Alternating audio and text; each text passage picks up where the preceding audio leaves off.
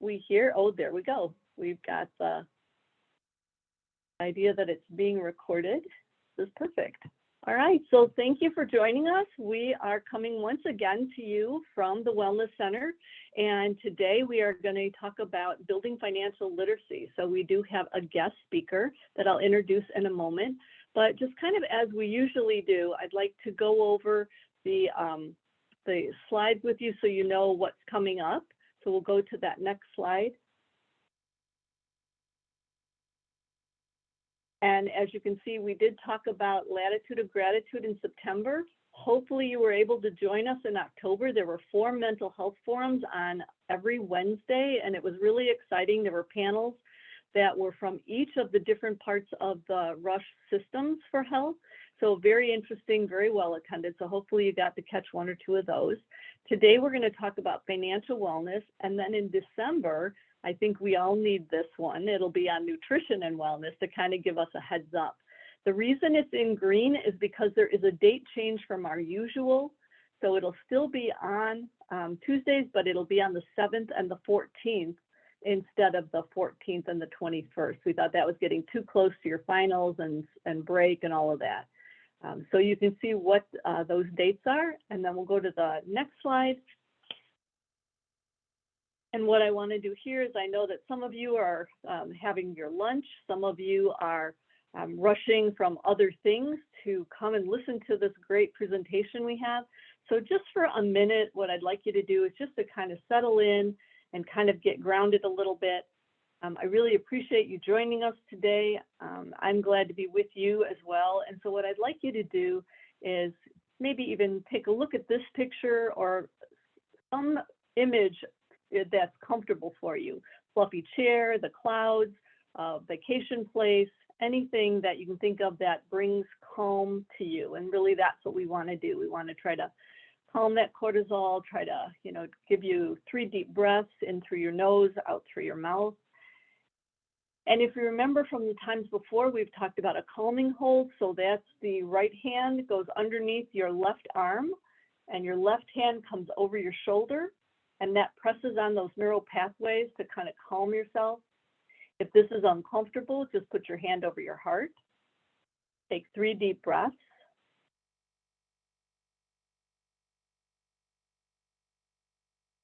And as you're doing that and kind of calming that breathing, I'd like to just read this to you it's from a book called Settling In. So think of a person who's been kind to you. Could be a grandparent, a teacher, a friend, even a beloved pet. Allow yourself to feel this kindness, this warmth, and go ahead and allow your eyes to close. So as you're imagining this person, this being gazing at you with understanding, kindness, compassion, imagine them wishing you well, sending you a blessing, possibly saying these words. May you be safe and protected. May you be healthy. May you be held in kindness. May you be held in compassion. Okay, take a deep breath. Open your eyes and just stretch in front of you.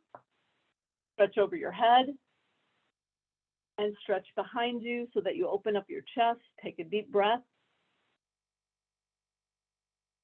And now that you are all together here with us in present, I'd like to introduce you to Jill Gable.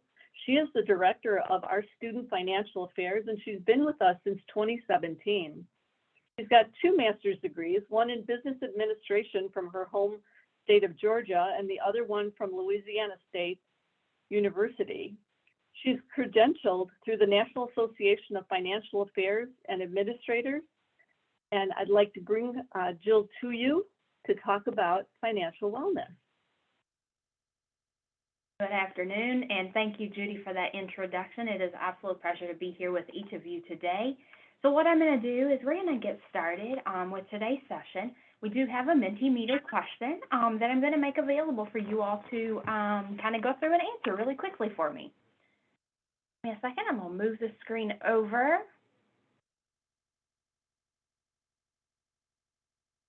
So the first question that we have is, rate the stress you feel around finances. The Mentimeter code is on the screen. It is 78526787. We'll go ahead and give you just a minute to answer that question. And you need to go to menti.com and put in Oh, that. yes.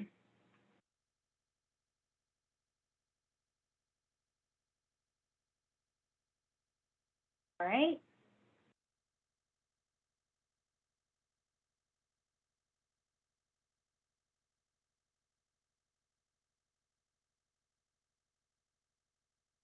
All right, I'll start the 10-second countdown.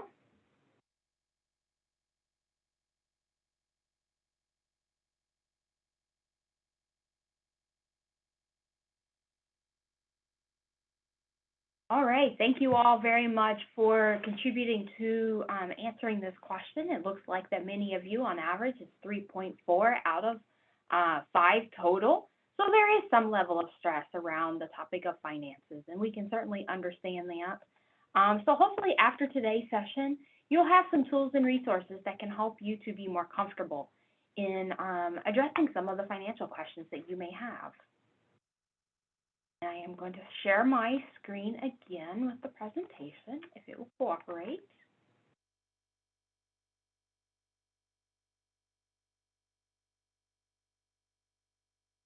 Right. All right, so today's objectives will include, first we're going to talk about what is financial wellness. We'll develop awareness of our current situation, gain knowledge that will help us improve our financial wellness overall, and we will review some additional and available resources that can help us in different aspects. So first, we want to acknowledge that finances can have an impact on our mental health and overall satisfaction in life. To help us navigate how to think about improving our financial wellness, let's take a moment to define what financial wellness means. Just as there are different types of credit scores in the marketplace, there are also different definitions of financial wellness. Today, we want to think about financial wellness as being a highly individualized state that is based on our individual perspective and outlook. By thinking about wellness from this perspective, we are able to develop plans to maintain control over our daily and monthly finances, help us to be able to absorb unexpected expenses, help us to stay on track to meet our financial goals, and ultimately, at the end of the day, have the freedom to make the choices in all that we do in life so that we can fully enjoy what that means for us. There are different influencers on financial well-being or financial wellness. They are interchangeable terms. We have social and economic and environmental influencers that cause us to think about our situation certain ways. Our personalities and attitudes, how we tend to think, feel, and act can impact our financial well-being. Our decision context, how a particular decision is presented, which leads into our behavior and what we actually do. Our knowledge and skills, what information do we have to be able to support our well-being and our finances overall.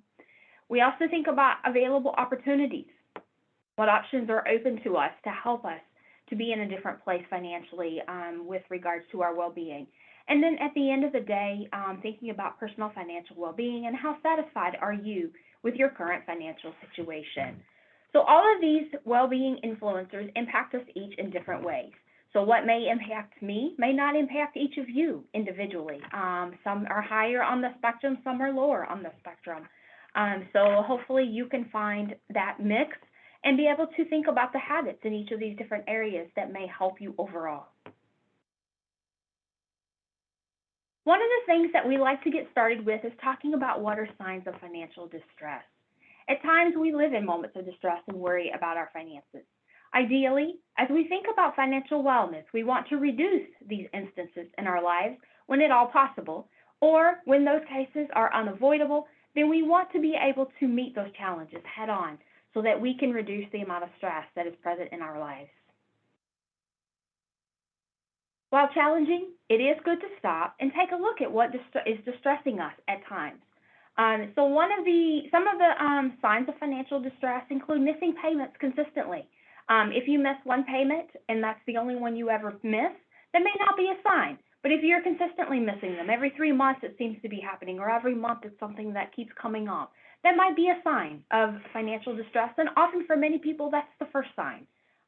There are challenges and things need to be adjusted.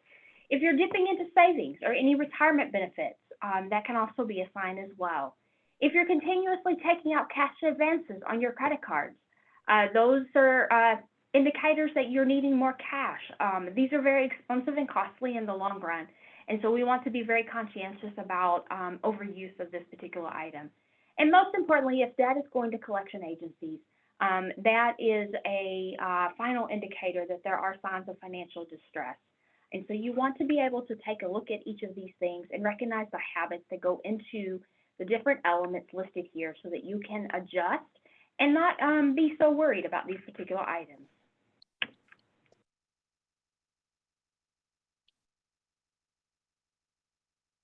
All right. There is a very nice financial well-being survey online. It's a very short questionnaire, and if you can scan the QR code or go directly to this link.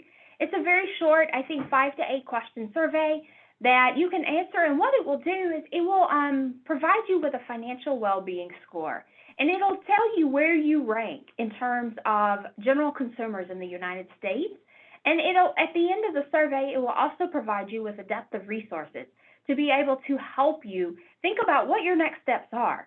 So if you come in below the U.S. average and you want to get more comfortable with your finances, there are going to be different resources to help you get to that level. So this is certainly a very nice tool that you can go through.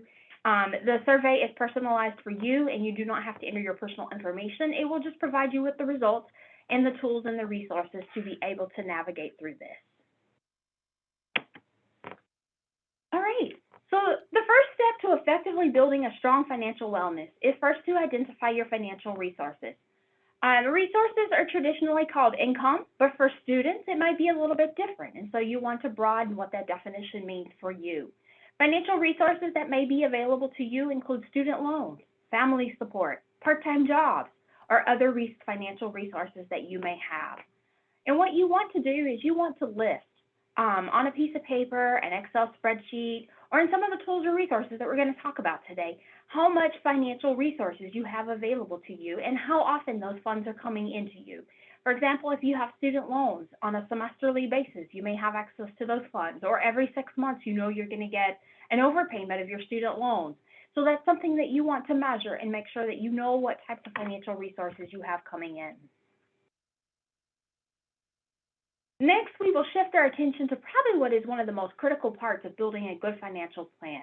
It's very important to know where you are spending your funds in order to develop good habits that support overall financial wellness. And this links back into the signs of financial distress. If you're able to track your spending, you know where your funds are going, it can reduce falling into any of those signs and any of those bad habits. They may cause you to be distressed financially. What you want to do is you want to track your expenditures on either a monthly or quarterly basis. A lot of times it's very helpful if you can line this up with how often you're going to receive your financial resources. At a minimum, you want to track your spending for 30 days at least. The reason sometimes you want to track it for a longer period of time is you may have expenses that only come out once a year or quarterly. You may already know what those are, and if you do, then that's great. You can go ahead and plan for those expenses to come in. Some of the tools that you can use, many banks and credit card agencies do have what they call spend analyzers. And so those spend analyzers will look at your billing statements on a monthly or quarterly basis and tell you where you're spending your funds. For example, it will identify if you are going to Aldi's to shop, it'll identify that as a food category, and it'll know how much funding you're spending at Aldi's on a regular basis and be able to provide you with the breakdown of those particular items. One of my favorite resources is Mint.com. They are very good at actively tracking spending. You have to link them to either your credit card, your bank, and your different bills that you have in your name. And once you've done that, then you're able to actually track all of the different elements of your finances in this particular app. You can also create a spending plan, which we'll talk about in just a minute as well. Once you've gone through and you've identified your different spending categories, you want to then look at what are your fixed versus your flexible expenses. Fixed expenses are those items which you have to include because you don't have any options. Things like housing, insurance, your tuition payments that are due. There are also flexible expenses that cover other necessities that your expense may go up or down in any given month. And so you want to be able to track those flexible expenses as well. Knowing what your fixed expenses are very good so that you know you can always cover those fixed expenses. And then with your flexible expenses, knowing how much you're spending on average is good because then you'll be able to define how much you want to cut in those expenses or if there are any unnecessary expenses as a part of that. The next step that you want to go through is developing a debt analysis, which will ultimately help you to develop short and long-term goals that we will talk about at the end of the presentation. This step can be very overwhelming, especially if this is your first time going through this process. Keep in mind why you started down this journey to begin with. You want to be in a different place financially, and this is one critical step towards that overall goal. In this step, you will want to write down all of your current outstanding debt that requires you to make a payment over a course of time. For example, if you are carrying a balance on a credit card, you will want to include this particular debt on this list here. Sometimes the easiest way is just to open an Excel document or a Word document and create a chart. And list the columns that I have here on the PowerPoint slide. You want to look at what is you want to first talk, list the name of the creditor. Then list the total amount owed. How much is the interest rate on this particular item? What is the current status? Is it current? Have you been able to keep up with the payments? Is it past due? How many months is it past due? Has it gone into collections? And then you want to make sure that you know what the monthly payment is on those particular debts, and then also if it's in repayment currently or if it's deferred.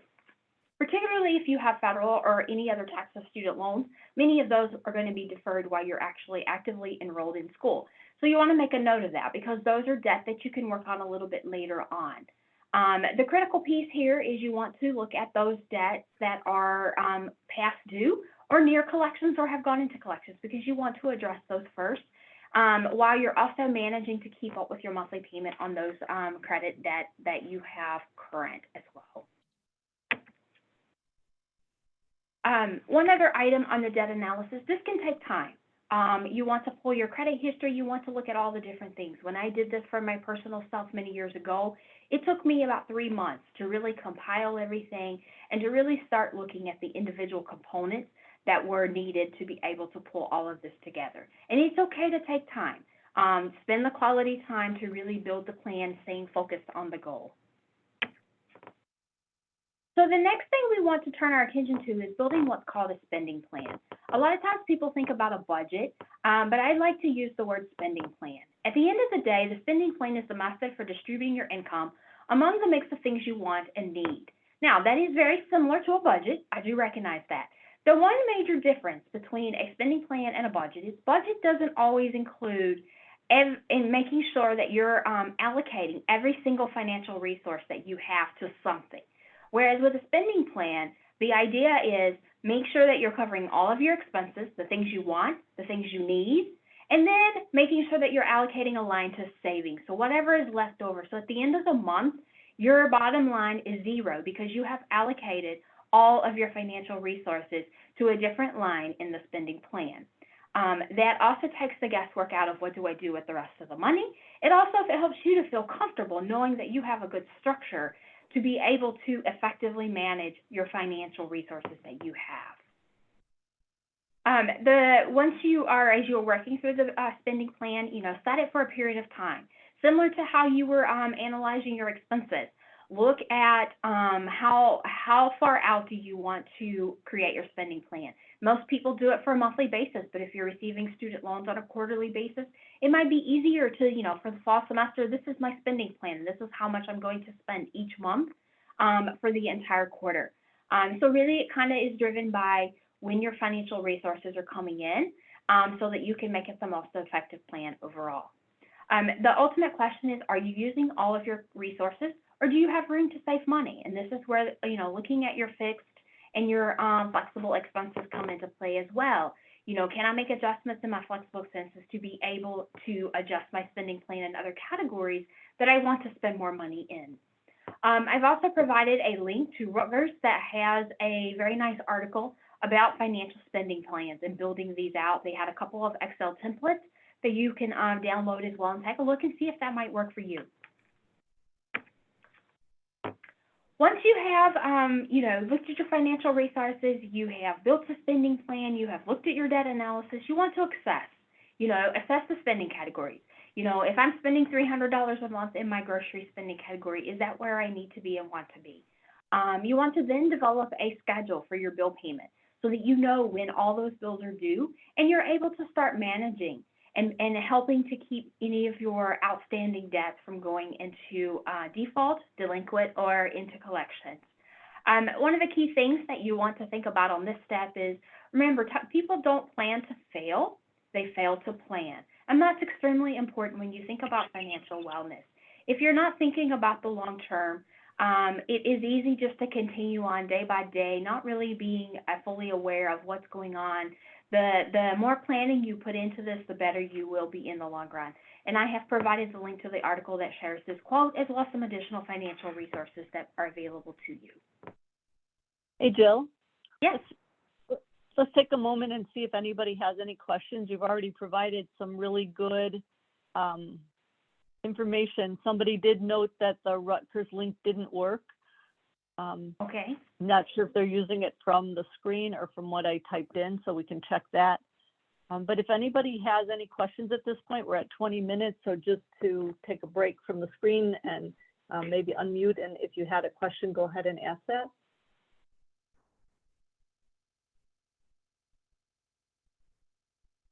So I can see in the chat, Rutgers is spelled incorrectly. So if you can take a relook at that, I'll edit that.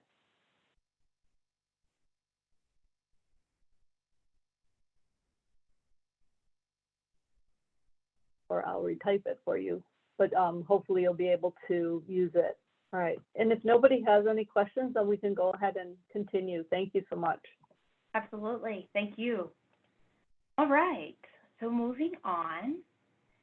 So the next thing we want to talk about is, now that you have all of these things in good order, we'll talk about a debt repayment strategy. And this is very important. It links back to the second step or the third step that we talked about.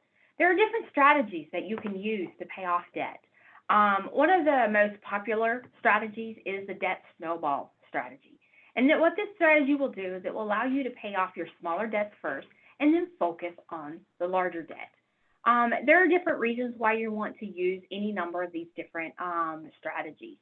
So with the debt snowball, motivation is a strong driver for how effectively you pay off your debt.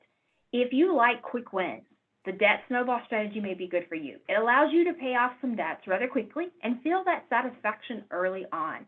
So if you know you have a $500 balance in your credit card and you just want to pay that off, that gives you, if you know, hey, I could do this in 5 months, then in 5 months you have a quick win. You have paid that debt off and you can feel that quick satisfaction.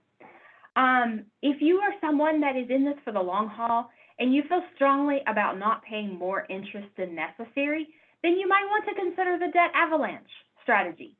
And really what this strategy does is that it allows you to pay off the loans with the highest interest rate first. And then you will continue down the list to work on the lower interest rates later. And that helps you to avoid paying a lot of interest on any particular debt. And then if you are someone who has, you want a totally different approach, if you have multiple lines of debt and maybe some are close to collections, they're all in different stages and you want to think about where they are. And you're like, this is just really overwhelming. I just want to get it all into one. You can think about debt consolidation. And what this does is it takes multiple forms of debt and allows you to pay them off all at one time by combining them into one single loan or one single payment on a monthly basis. And so sometimes that's a little bit easier than having to think about, breaking down 5 different forms of debt. Some things that you want to consider on this particular item is what is going to be the current interest rate compared to the interest rates on the ones that you already have, and how long is it going to take you to pay off this particular loan. With keeping them in multiple forms, you can have some quick wins and keep yourself a little bit maybe more motivated than thinking about a huge loan that's going to take 5 years to pay off. So there are different pros and cons for using each of these strategies. And so we encourage you to think about, what do I want out of paying off my debt and what's going to motivate me to continue down this path. And so looking at, what is the motivator? Do I want a quick win? And do I want to pay less interest in the long run? or do I just need it simplified so that I can worry less about this process overall? So I found online a debt payoff calculator. So NerdWallet actually has a payoff calculator that if you have multiple forms of debt, you can go in and enter the different components of the debt to kind of look at the different strategies to see what's going to work for you. And they're also going to give you some more pros and cons about the different types of strategies. And so they'll give you the breakdown and kind of walk you through what might work best for you. And so you may want to go in and enter your information. Some people prefer to just do it on an Excel spreadsheet, and that's great. You can do that as well. But I did find this to be a really nice resource. It was super easy to use, and it linked directly into, where I've pulled down, I know where my debt is. And so then you can, arrange it in the debt payoff order that you want so that you can kind of accomplish your overall goals in terms of paying off your debt. The next thing you want to think about is developing goals. Goals are very important to building a sustainable financial plan. It is good to have short-term and long-term goals. Initially, your goals may center around paying off debt and saving money. You want to make sure that you pay those debts down and that you have emergency funds. A minimum of $1,000 is super helpful because then you're able to navigate any unexpected expenses on a regular basis without critically hurting your day-to-day budget. As time goes on and you are successfully knocking these goals out, you want to think about more complex goals, such as planning for retirement, saving to buy a home, or buying a nicer vehicle, being able to save, put money back to save to put down on down payment on those things. As with the development of any goal, it is ideal to use a SMART goal strategy. You want to make sure that these goals are specific, that they define exactly what you want to work on, that they're measurable. By this specific time, I'm going to have $1,000 saved to a down payment of a car. Are they achievable? Is it something that you're able to do with your new financial plan that you're developing? Are they relevant? Are they things that I need to be working on right now? And are they time bound? You don't want to see yourself, well, I'm just going to save money. How long are you going to save money? And what are you going to save money for? So those are some things that you really want to think about as you're developing goals. I found this really nice article online that I'm going to you'll be able to link to as well, and it talked a lot about developing SMART goals and gave some really good examples of looking at what those are so that you're able to really navigate through that experience as well. And then short-term goals are things that you want to work on for less than a year. You don't want to extend those out beyond a year. Long-term goals are those that you will work on for a longer period of time, for more than 1 year. For example, if you want to buy a home, you need a long-term goal to establish a savings for a down payment for a home. Maybe you want to think about a 3-year plan. That would be a long-term goal. I want to save $5,000, or I want to save 10% for my down payment on my home, or 3.5%, depending on the type of mortgage that you may get. And so, think about what those things mean and the time frame for you as well. And it's good to have a mix of long-term and short-term goals, because then you're able to continue navigating through those short-term goals and feel successful at your financial planning. And it helps to boost your morale and your motivation because you're able to continue accomplishing small things along the way while you're working on those big plans. All right, so I'm going to shift just a little bit and talk about some of the different resources that are available to students here at Rush University. First, I want to talk about the difference between the Office of Student Financial Aid and the Office of Financial Affairs. It is very common that they often get mixed up. So one of the key ways that we tell students, hey, to keep us separated is financial aid gives you the money, and the Office of Financial Affairs will take the money. It's a very simplistic way of thinking about it.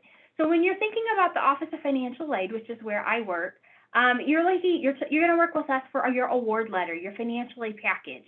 You have questions if you have questions about financial aid paperwork, verification, Graduate Plus loans, MPNs, those types of things. Those are things that we will work with you. If you have questions about, when is your disbursement going to happen? We also call that a disbursement authorization. That's going to be my office as well. If you need assistance with emergency expenses and any budgeting questions that you may have, You're going to work with the Office of Financial Aid as well. If you have questions about your bill, your billing statement, your charges, your health insurance, the fees that are charged for health insurance, the health insurance waivers, those are questions that will go to the Office of Financial Affairs, and they will be able to best assist you with that particular item. We also have the ability for students to self-book appointments with a financial aid counselor. Keeping in mind that they are the group that we were talking about on the top half of the slide. So you can schedule an appointment for time that works for you. Monday through Friday, 8 to 4:30 is a virtual appointment. You're always welcome to stop by the office as well. So I've given the steps to get to the appointment, and you can also use the QR code as well, and it'll take you directly there. Okay, next we want to just quickly think about savings. You want to make saving your best choice. It's hard to save money. It's hard to save money while you're in school. We certainly do recognize that. And sometimes it seems kind of counterintuitive to think about saving money while you're borrowing money to pay for your educational living expenses. But even while doing that, it's a really good idea to go ahead and continue saving funds. We encourage students to focus on developing this habit of saving by allocating a small portion of your monthly spending plan at a minimum. Look for ways to set up an automated savings plan. Many banks offer this as an option, so as soon as money hits your checking account, it can go right into your savings on a monthly basis. You don't have to do grand saving plans. Just start small and incrementally increase the saving allocation. Important thing that we encourage students to do while you're in school is create the habit, and that's what we want to encourage you to do. Is just create that habit so that by the time you graduate and when you get that full-time job, you're able to then start incrementally increasing the amount of savings that you're putting away on a monthly or bi-weekly basis so that then your savings will increase over time. You also want to look for ways to reduce unnecessary expenses. That's a really good way to create savings. If you pay off a debt, instead of reallocating that, once you've paid your debt or you've paid a debt off, instead of reallocating those funds to some other expenditure that you may or may not, if you don't have to reallocate it, put it in the savings account. You're already not used to having those funds in your budget or in your spending plan, just move them on into savings. It's a good habit to go ahead and start doing that. And over time, you will find that savings it'll start growing, it'll get a little larger and a little larger, and as you continue down that path, it will work very well. So the next two slides will be a couple of sets of resources that we offer to students as a part of this process. And then what I will do is I will turn it back over to Judy to wrap up the presentation. I'm here to answer any questions, of course, as well. Capital One has a Money and Life program. This looks like a really cool opportunity. I have signed up for it myself, so I get to talk with a counselor to talk about my financial goals and where I want to be in the future. So it's something I'm really excited about. And it's available to anyone, regardless of whether you're a Capital One customer or not. So do take a look at the link. It looks like they get booked up pretty far in advance. Naturally, it's an excellent opportunity for people to get really good advice on how they need to proceed. So do check that out. Green Path Financial Wellness has a lot of resources. They have resources about housing and credit counseling. If you're looking to get your credit in a different place so you can buy a house or a home, they have those types of opportunities. They have a number of financial calculators, different blogs about financial topics that are available to students and to student borrowers, to individuals, consumers. So check out the wealth of information depending on what topics you're interested in. Here are some additional resources. There's some different loan forgiveness programs. I do want to put out that the federal government is actually re-looking at their federal public service forgiveness program, so more to come on what that actually will look like in the future. But I did provide the link so you can take a look at it as well. We often get a lot of questions about renting versus buying, and so I provided a couple of links here. Quicken Loan has a good article that lists out the pros and cons for you to think about. Is buying a good option for me at this point? Or do I need to hold off a little bit more before I actually consider that? And they also have a rent versus a buy calculator, so you can plug in what your current expense for your rental is. You can look at how much it would cost you in the long run to buy a place, a home, a condo, and then it'll tell you where your break-even point is and at what point it will start paying off for you if you decide to buy a home. There's a lot of things that go into that decision, including maintenance, things that you may not have to currently take care of as a renter, and so lots of pros and cons to that particular piece. All right, so with that, I will stop. If there are questions, Ms. Judy, I don't know if you want them, you can ask now, or if we hold those to the end. I think if you could go back to that last slide, because I don't know if everybody was able to get the information they wanted. And I wanted to remind you all that not only will this be posted on the wellness site, the PDF version of this, but also we're going to repeat this next week at 6 p.m. so that if there were some questions that came up in the meantime, that you would be able to ask those questions or kind of think about it. Going back to the Rutgers link, that one of the participants did try that updated one, and they said it takes them to Rutgers and not to the particular finance. So maybe while I'm doing the wellness piece of it, maybe you could find if there's a more direct link. Will. And then in the chat, we have two things. One says, can you put the links for the additional resources in the chat? Can do that, and then will the slides be available? Yes, they'll be, they're posted. The whole series is recorded and put on the Rush site. Okay. If anybody would like to unmute or put a question, another question in the chat, I think this is a lot of good information. And what I really particularly like is when you were talking about thinking about savings and creating a habit about putting your money in. You know, shifting back to that wellness piece, that the brain really does appreciate certainty. So if there is some things that you can create around finance about certainty, that every month I do this, every month it's already automated, I don't need to think about it every month, so that your brain has less things to ruminate about, to worry about. And for those of you who worry is kind of a hot button for you, it leads to a lot of anxiety, this is a really good thing for you to spend some time looking over these resources and accessing them.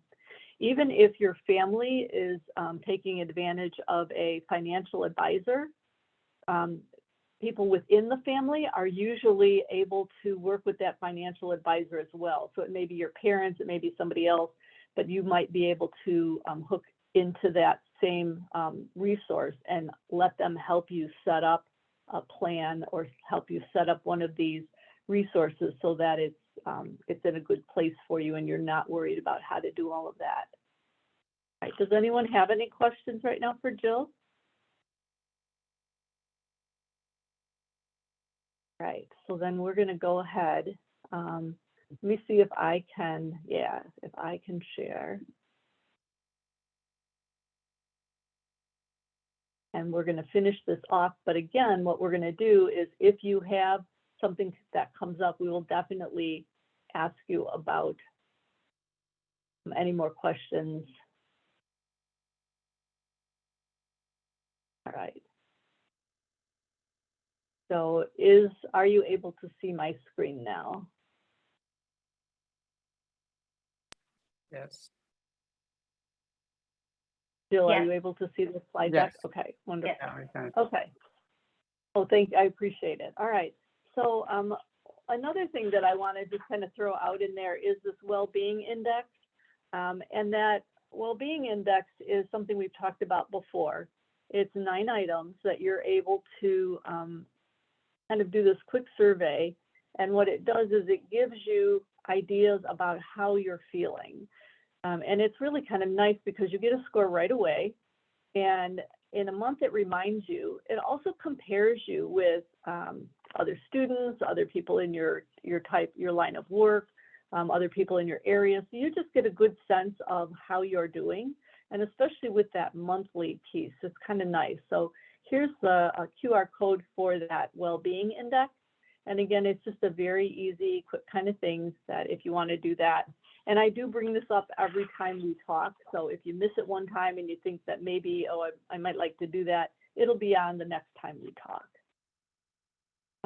This is actually what the Wellness Center part of it looks like. This is the conference room. There's counseling rooms. There is a space for the energy pod that I'll show you in a moment. And it's over on the first floor of the Triangle building. It actually takes 7 minutes to go over there. So if you ever do want to go over there in person, it's wonderful. But almost everything is available also virtually, except for the wellness pod. In that, and that's a picture of it, that you could make a 20-minute appointment and come over for free of charge and just kind of go waitlist for a little while and no input and just kind of be. And it's amazing how relaxing, kind of rejuvenating it is in just a short period of time. So to be able to come over and make that appointment is really kind of a nice first introduction to the Wellness Center. In addition, there's counselors with mental health professionals, social workers, psychologists, psychiatrists that are able to coach you. And just like you get coaching for any kind of workouts you do for physical health, it should be part of your mental health care that you would get coaching at times for your own mental health care. And so as finals start to come up, as your exams start to come up, papers are due, bills are coming due, things are feeling a little bit overwhelmed, you know that you need to go back to Jill's talk and kind of relook at some of those points, but you're just struggling a little bit with how the anxiety is building up for you, that's a really good time to get an appointment for coaching. So you're able to look at your priorities, kind of set your priorities, do some energy work, and kind of organize and calm your emotions. The important part on this slide is that all of these services are free to students, house staff, and employees. And there's no session cap, which means you can come as often as you want and not have to worry about any payments around that. It is open from 7 to 7, Monday through Friday. And like I said, it's both in-person and telehealth visits, which includes the counseling, coaching, and the energy pod. And just for your convenience, that QR code is up for this one. And this will take you right to the wellness page, or you can go to Inside Rush on your internet and go to wellness, and you'll get the same information. I think one of the things that a lot of students ask about is confidentiality. Mental health should not be something that you fear or try to hide, but do want you to know that there is a lot of thought put into your confidentiality. And so just the way that the facility is designed, that you enter by appointment, you go into a one-person waiting area, which takes you right into a counseling room, which takes you out at a general exit into a stairwell that's unmarked. And so if you're worried about being seen, that a lot of thought has been taken around that. The other thing is the documentation is different than, it's not MyChart, it's not Epic, but it is HIPAA compliant. And so that's a really important thing for some of you who worry about, could somebody access my files? Could someone look at my chart? Also for some of you in the medical school might worry about, will this visit go on against my record? It does not. If you do not have a mental health diagnosis, if you're coming for coaching, for some kind of decreasing your stress, that's not part of a concern toward a diagnosis. And so that's a really good thing to think about. And again, that online scheduling is independent. There's a private client portal. So those things are very important to know, to think about, so you're not anxious or feeling stressed about that. What I did here is put up side by side two services that are available to you. One is the Wellness Center that I've been talking about, where you can do online scheduling. It's unlimited sessions for anyone in the Rush community, students, staff. And then also on the other side is our EAP, our Employee Assistance Program that we contract with, that's outside of Rush. It's done by Perspective. They're 24/7. They are telehealth and in person as well, and you can schedule by phone. The difference here is there's 5 sessions that are part of your benefits, and then it refers to a long-term provider and your insurance. So that's a little bit different, where if you're here at Rush, it's unlimited, there is no charge. So difference between the two. The other difference is for the Clinical Wellness Center here at Rush, it's only for staff and students. The Wellness Assistance Program actually is available to your immediate family. So if there are siblings, parents, children that need some coaching, that you're able to use this, and again, for that 5 times for free before it switches over to the insurance. So that's definitely something that can weigh heavy on your mind while you're going to school and working and trying to manage your family. And then if you have mental health needs within your family, that it might feel good to be able to refer them to someone and not have that financial burden of those first 5 visits. So I think those are really good options here at Rush. If you or a colleague of yours is having a moment, just overwhelmed, everything seems to be overlapping right now, we have a wellness pager that you can use. It's available to anyone. So you can call up 852323 pager, and within an hour, you'll have a response, and that person who's responding to you will be someone from the Wellness Center, and they will be able to connect you to resources or right to counseling or get to any assistance that you might need. So that's a new thing that just started this fall, and I think it's been very well used already. And so do take note of it and trust the fact that help is there even after hours, which I think is an important thing to know. Finally, just kind of a mental health algorithm that if you feel you are in danger or crisis, that you do want, or a colleague want to call 911, and that's really important. If you need support now, that's that 24-hour, 24/7 perspective that's available 24/7. That's a really good thing. If you feel overwhelmed and you're not sure what to do, that's the pager, 852323, and within an hour, you'll get a response. And if you just want wellness support for your department, for your area, for your team, you're able to contact the Wellness Center and make a request, and we will come back and talk about uncertainty, talk about resilience, talk about anything that is related to wellness. And so you're able to, once you go on the wellness site, you're able to see all those different topics. So just some ideas of things that are available to you and you're able to take advantage of, which I think is really nice to have at your fingertips and just know it's there. And sometimes just knowing it's there, it feels really good. All right, so today, again, we talked about the pillars of well-being, and I think your sleep, your social contact, your stress management, all was kind of included in what Jill talked about. And so if you're able to manage that financial piece of your wellness, that does go a long way towards your total well-being. I think what I'd like to do now is just go back to Jill, and if there's any answers, if maybe we can, what I'll do is stop sharing, and we can maybe answer any questions that might have come up. I see there is quite a few things in the chat. Yes, and I have gone through, Judy, and I've pulled all of the resources out of the PowerPoint and dropped them into the chat, as well as the updated Rutgers link for the spending plan. I'm not sure why it wasn't working, but the updated link is there. And then if there are any questions, anybody's welcome to absolutely ask those. Otherwise, the only last thing I have is I have one more Mentimeter question for everyone before we wrap up.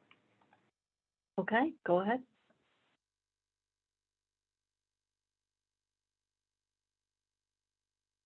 Wrong one. Here we go. All right, so the next one, you'll go to menti.com again and enter the code, and then describe how you are feeling now about your finances.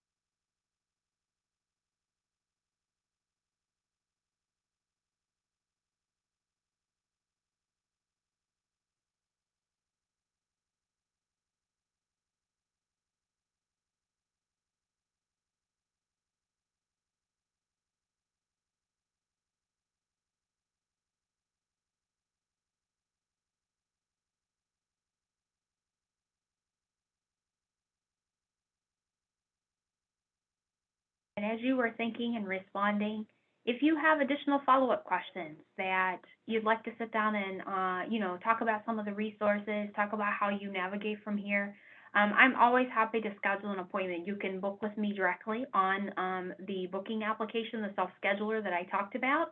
Once you go to that link, there's a box on there that says FA Director.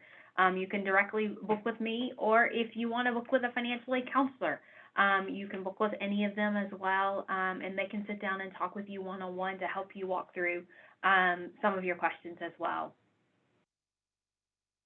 So before you sign off, is there a common thing that a lot of students come to your office for? Like, what would be the top two things that they come for? Financial aid. Well, when it comes to finances, I would say budgets and credit cards are the two big things that we talk to students about. The main two things is financial aid packages and disbursements. Those are the other two. So it's kind of hard to narrow down to two, but when it comes to academic stuff, it's the packages and the disbursements, and finances, budgets, and credit cards. All right, thank you for that.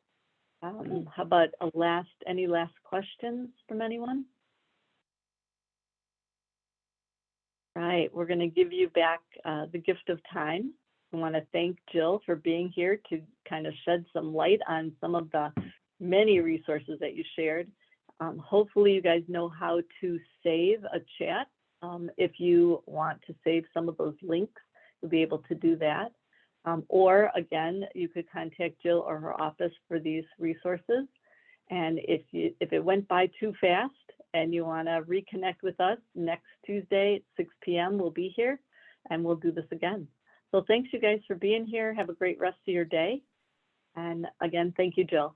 See you later. Thank you. Thank you for sharing us.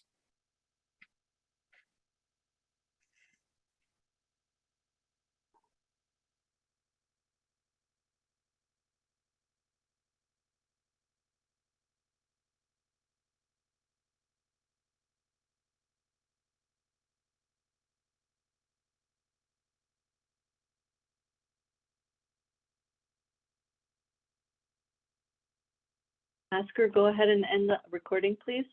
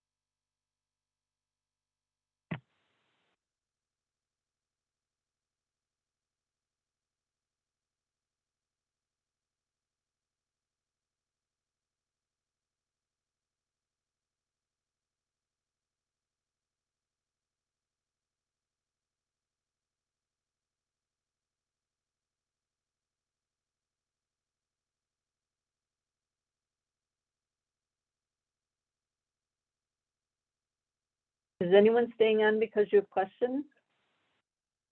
I'm going to go ahead and end the call. Thanks again, you guys, for being here. Thank you, Oscar, for helping us with the recording. See you next Tuesday.